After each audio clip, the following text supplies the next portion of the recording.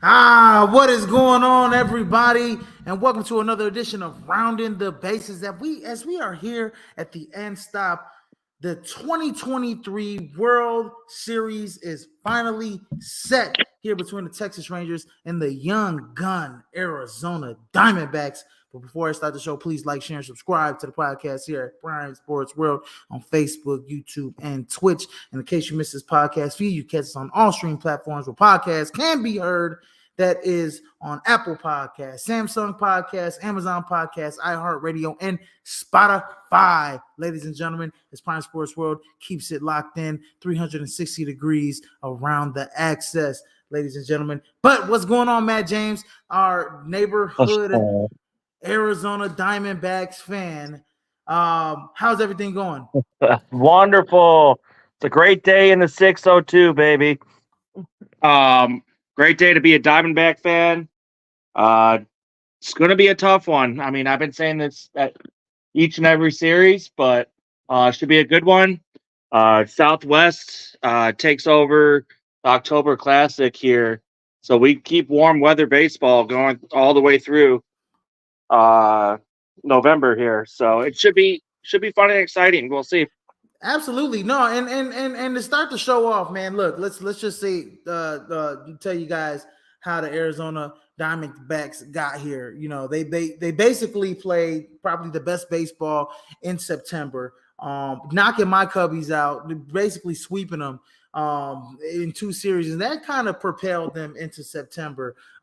They beat the Milwaukee Brewers, who are the NL Central champs. They beat the LA Dodgers, who were presumably one of the favorites to get to the World Series out of the NL. And then they beat the Philadelphia Phillies, who beat the Atlanta Braves in a 7-game series in which they were down 3-2 in. And then a couple games in Arizona, they had to come back and win. Ketel Marte had an excellent NLCS. He was just flat out amazing. And then on the other side, go ahead, man. Yeah, absolutely. So, going to agree with you on all that. So, just a little input. Things got pretty sketchy there. You know, going into that game 6 in Philadelphia, who was, red hot in Philly. So, absolutely. And as you're going to go through Texas, I'll say my comments after you're done with them. So, and then the Texas Rangers, they won the wild card. They won the wild card against Tampa Bay, beating Tampa Bay 2-0, which was expected. Only allowing Tampa Bay to score one run in that series, and then they swept the Baltimore Orioles 3-0 in that series as they outgunned them as well. And then they had a grueling series of ALCS against the Houston Astros, winning in 7 games as they were down 3-2 going into Houston. And kind of you saw, the same way. You saw the similar. I'm sorry here, guys. You saw the same thing that as last year between Houston and Texas, where you thought Houston was probably going to beat Texas and advance to the World Series. So I feel like that guy on that news network where he's like, get the kids out of here, oh God. But the Texas Rangers, man, Adolis Garcia has had probably one of the most historic postseason runs, and they're led by a Hall of Fame manager and Bruce Bochy, who's won 3 with the San Francisco Giants in the past, looking to win a 4th one with the Texas Rangers this year. Yeah, no, absolutely. As you said it, I mean, them coming back from game 6 in Houston. I mean, this is supposed to be Houston, Philadelphia from that, the championship series. So it's pretty remarkable that both these teams pulled both those series out. So absolutely, and they've done it. They've done it with their sticks. They've done it. They've done it with their sticks, but they've also done it with their pitching. Right in the front end. When you look at the Arizona Diamondbacks, their pitching has been besides for the kind of mid relief, there are 2 pitchers, in Zach Gallen and Merrill Kelly. You throw in the rookie and Brandon Pfaadt, who's been pretty damn good in 4 starts so far this postseason. He's held his own. He's only allowed, a 2.70 ERA. Those last 2 games against the Phillies that he had were pretty damn good. I think he started the game 7 against the Phillies, and then against the Phillies, and then once you get it to Kevin Ginkel and Paul Sewald, it could just get ugly for you. Mhm. One thing that I will say about the Arizona Diamondbacks is, guys like Joel Manaply, Andrew Sofrank, they need to grow up a little bit, right? Because it's a young team, right? Sofrank throwing, breaking ball after breaking ball after breaking ball after breaking ball. Sometimes you got to switch it up. Yeah. And I think that's something that has to go a long way with the pitching coach, right? In terms of tape, because Texas Rangers, they have the best offense in baseball, and they'll sit on those pitches. Yeah, absolutely. As we get deeper into the preview here, Arizona starters need to go as deep as they can. Their bullpen has been fantastic. Gallen, he hasn't been himself this playoff series. No, he Fox has hasn't. been solid for the most part. Their third guy, Merrill Kelly's been all right, but this is Gallen's the ace. Tonight's a big game for him. He needs to step up and have a solid outing. Absolutely, absolutely. He does need to step up and have a solid outing. And he's got a 5 point. I just saw it was his ERA is over 5, and it's going to be a 5.24. And it's going to be him versus Nathan Eovaldi. Who let's switch over to the Texas Rangers. Nathan Eovaldi has been him and Jordan Montgomery have been lights out. And I think that's going to be that pitching matchup right there is going to be going to be something, a sight to behold for the first game. And it's in Arlington, Texas. But we'll get into the Texas Rangers after I talk about these Arizona Diamondbacks. The top 4 batters right off the bat: Ketel Marte, Corbin Carroll, Lourdes Gurriel, and Gabriel Moreno. Their center, their catcher, there for Arizona Diamondbacks. At the top of the lineup, it doesn't get any better with Ketel Marte and Corbin Carroll. Yeah, absolutely. Ketel Marte's been their guy for the last few years. Going through the struggles with the team, and we finally got a young rookie kid. I don't even want to say that because he literally has ice in his veins. Like, he's been here before with Corbin Carroll. He's been a stud. Moreno, another guy. I feel like every World Series team kind of needs that, catcher position to come up with a clutch hit or two. You can go over the years and name the teams who have won the World Series and had that catcher.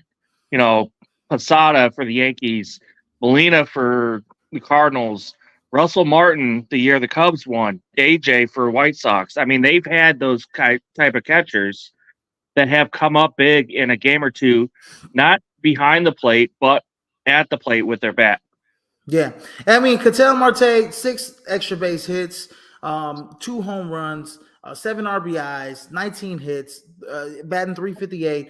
He's on a blistering surge here in the playoffs here. And then Corbin Carroll, obviously he came on, in that Philly series, 13 hits, 6 RBIs, 2 home runs. But the one thing about Corbin Carroll, 4 stolen bases. And his glove is pretty damn good. Between him, Lourdes Gurriel, and Alek Thomas, Alek Thomas has 4 home runs in this game, who had a big home run in that Philly series coming off the bench as well to a pinch hit. And so, when I look at the Arizona Diamondbacks, man, they're a young team that just, they don't know how good they are yet, which is pretty dang scary.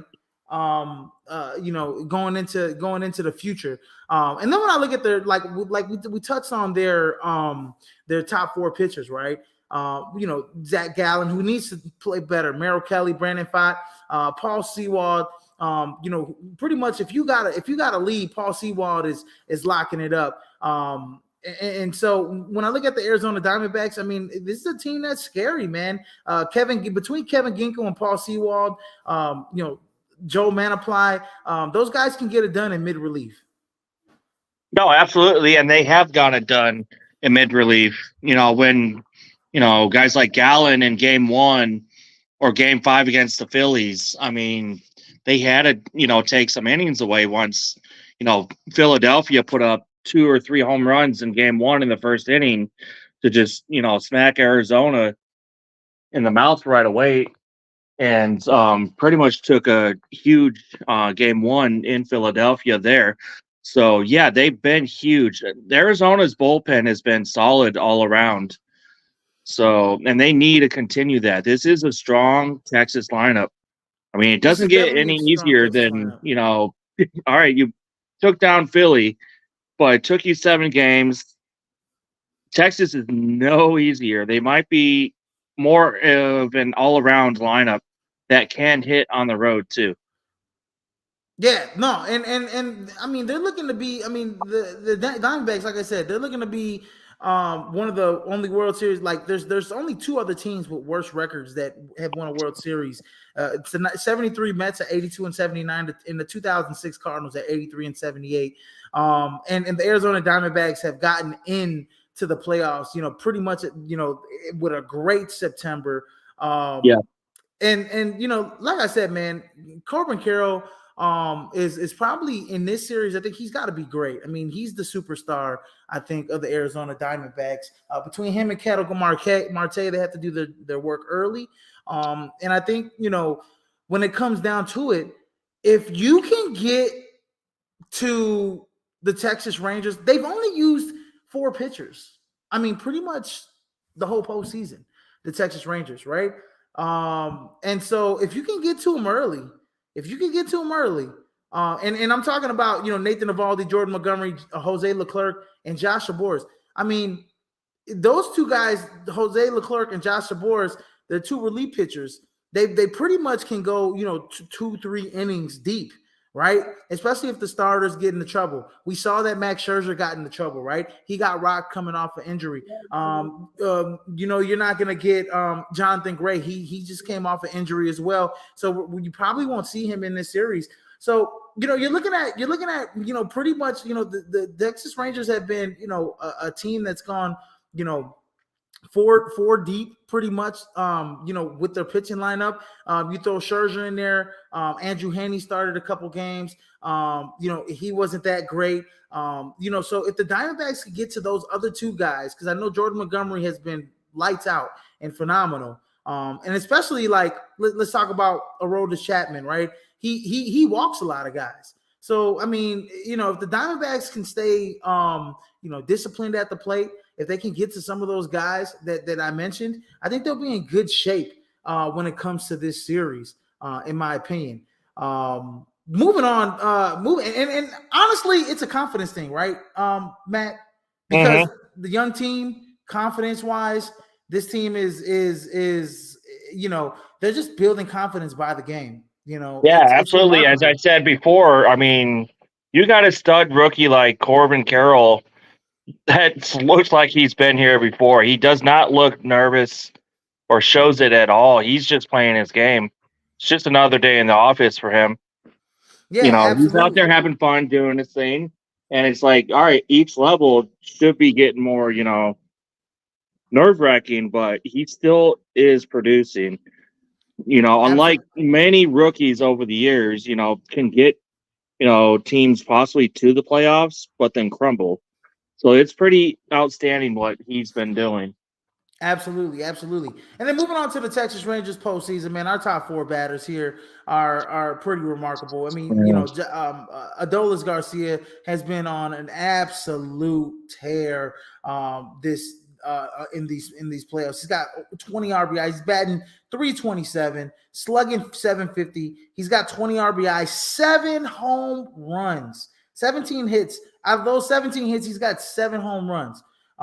and including a couple multi home run games in the Houston series. So Adolis Garcia is definitely their leader. In terms of batting average, him and Corey Seager are the two guys that you have to watch out for. Corey Seager, his on base percentage leads the Texas Rangers.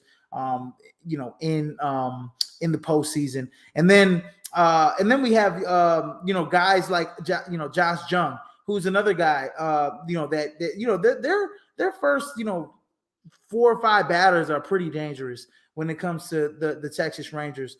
Josh Jung, and then Evan Carter, who's been a godsend for them late here. Young guy, batting .308 this year, this postseason, 12 hits. He's got 6 extra base hits, 1 home run, 5 RBIs, and he's got on base 9 times. So his on base percentage has been third best, pretty much second best on the team, next to Corey Seager. So this Texas Rangers team has the sticks to really deflate your team, and especially when it comes to Arizona Diamondbacks team that Zach Gallen hasn't been great. The starting pitching can kind of come out a little slow. They can really get to you, and that's where we're talking about, ladies and gentlemen, is that starting pitching has to be strong against the Texas Rangers. You can't get into favorable, non-favorable counts, because if they get on base and those guys start to get extra base hits, it could be a long day in a short series for the Arizona Diamondbacks. Yeah, absolutely. That's what scares me about the Rangers is they have a solid, 1 through 8 lineup, 1 through 9. Mm-hmm. I mean, Adolis has been crazy this postseason. I mean, 7 home runs, 20 RBIs. He's hitting 327. I mean, that's crazy for playing some really good teams with good pitching too. Right. I mean, Corey Seager. I mean, yeah, this is not a lineup you want to mess with. I mean, Philly did it to Arizona in a couple of their games. I mean, they put up 10 the one game, and they put up those 10 runs quick. They hit home runs left and right game 1 off of Arizona. I mean, this could turn ugly really quick for the Diamondbacks if their starters cannot, pitch to their level that they need to. I'm not saying go ahead and go be Randy Johnson and Kurt Schilling. Right. Go out and play your game. Keep this within reach. Allow your clutch players, which you have, because Arizona is a very fast team on the base pass, which is dangerous, that a lot of teams don't have, especially going into a World Series like this. Absolutely. So use that to your advantage and do your part. And we haven't even talked about like Marcus Semien, who's not having a good postseason at all, batting 192. So he hits at the top of the lineup, and if he starts getting going against the Arizona Diamondbacks, that can just add another element to, especially the base paths when it comes to the Texas Rangers. Then looking at their pitching staff, like I said, we kind of talked about it a little bit. They've really only used 4 pitchers all postseason. Well, when it comes 4 main pitchers, right? Nathan Eovaldi started 4 times. Jordan Montgomery started 4 times. Jose Leclerc has 10 appearances. Joshua Boris has 8 appearances. And those guys, all 4 of those guys have pretty much been lights out. Max Scherzer, had 2 starts and he wasn't good at all. Those are it's when you get to those other games, right? Past Eovaldi, past Montgomery, can the Diamondbacks expose a veteran like Max Scherzer? Can they expose a guy like Andrew Heaney? Can they expose a guy like, we might see Jonathan Gray in this series? I doubt it, but we might see Jonathan Gray. That's the real question here. And as good as Jose Leclerc has been, Joshua Boris has been, can you get to those guys? That is the big question for the Arizona Diamondbacks, because when it came to the Phillies, when they got to the relief pitching, what the Arizona Diamondbacks do? They got to them. And can they get to those 2 guys? Can they get to Aroldis Chapman? Can they get to some of those relief pitchers that the Texas Rangers have been, throwing out there, which haven't been much? It's really only been Jose Leclerc, Joshua Boris, Aroldis Chapman.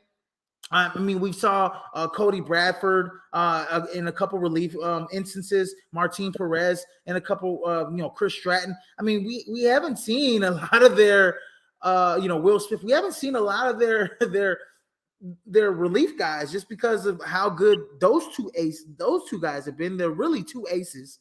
And then those two, you're pretty much your middleman and your setup guy. Your middleman setup guy and your closer have been, Josh Boers and Jose Leclerc. So, it all depends on how the Arizona Diamondbacks can get to the mid relief, because those two guys, Evaldi's probably going to go 7 innings. He's probably going to go 7 innings. Jordan Montgomery has been excellent, lights out. He's probably going to go 7 innings. Each appearance. They need to go. And I expect those guys. And if it's a 7-game series, I expect those guys to get 2 starts each in a 7-game series. Oh, absolutely. They're going to push them to the limit, as they should. I mean, this is the World Series.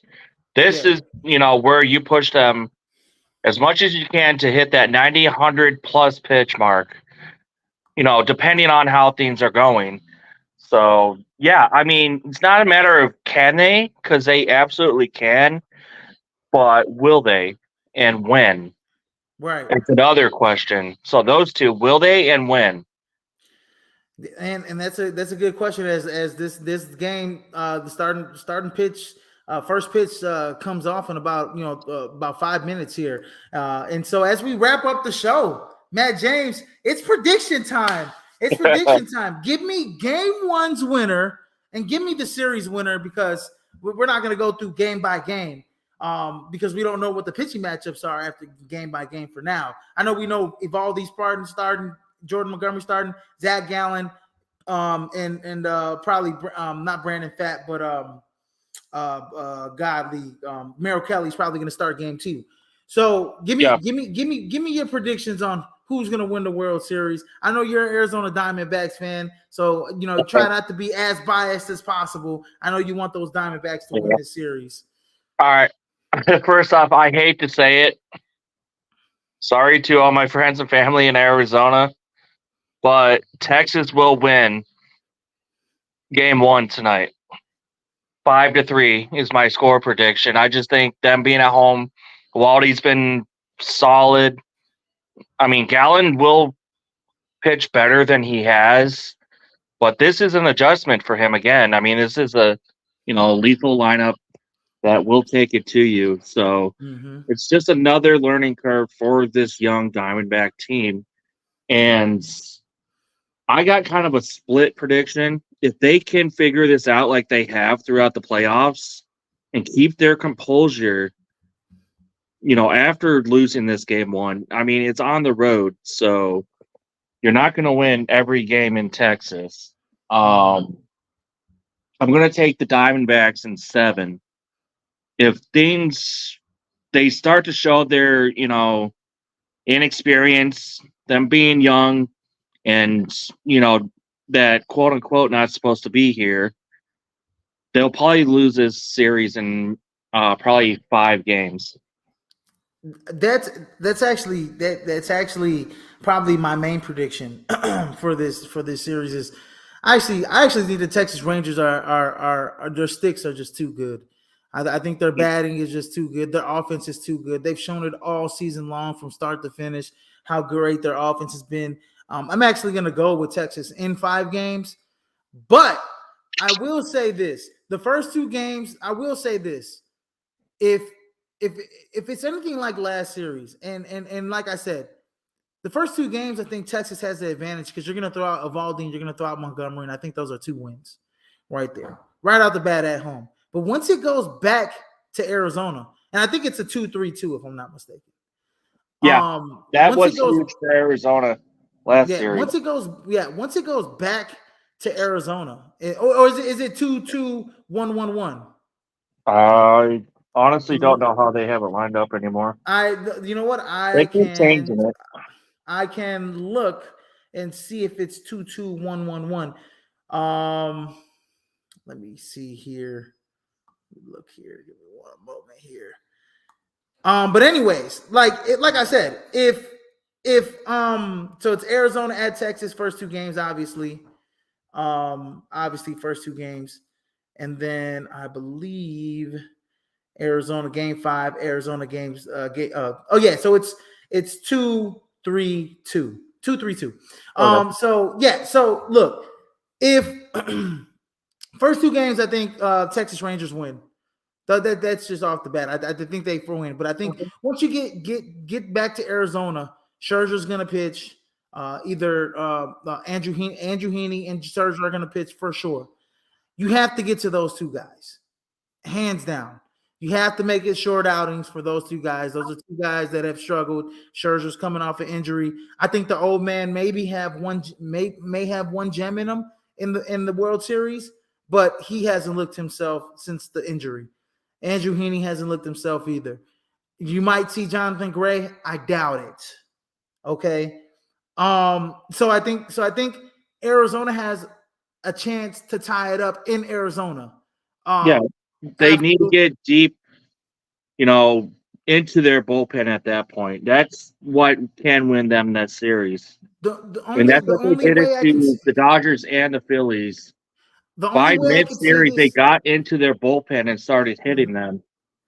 Yeah, So, and I think Texas is gonna do this.